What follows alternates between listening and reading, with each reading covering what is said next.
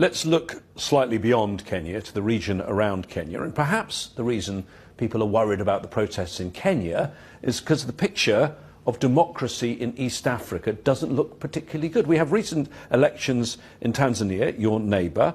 The President, Samia Suluhu Hassan, the winner, declared 97% support. That's like North Korea. Is there still democracy in Tanzania? It's not for me to judge Tanzania. It is... it seems a bit fishy, 97%, doesn't it?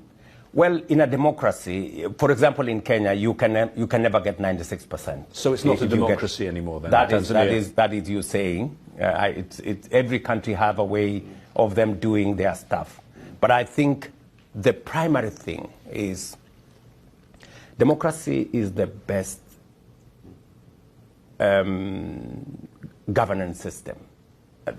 It's not tidy always. It is not always easy, you know, because there are all manner of moving parts. But I think we must work together to ensure that we protect democracy.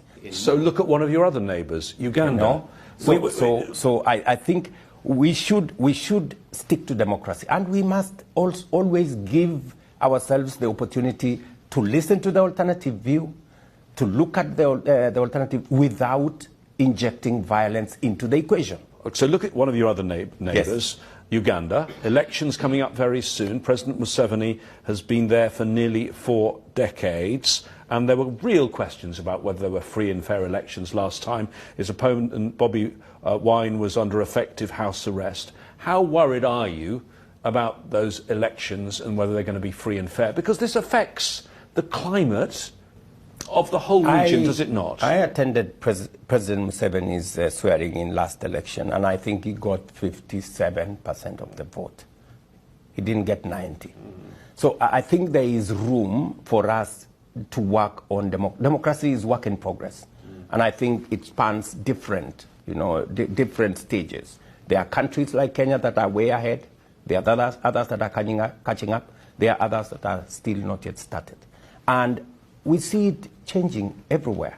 We see, for example, in the West, people moving more right, others moving in the left, and everything in between. So there is a dynamic globally that is changing, and society is responding to different characters.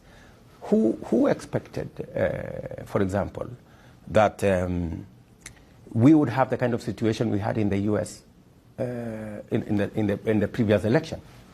Nobody expected that Congress would be attacked, that Capitol Hill would be attacked. That looked like far-fetched. Today, that's the world we live in.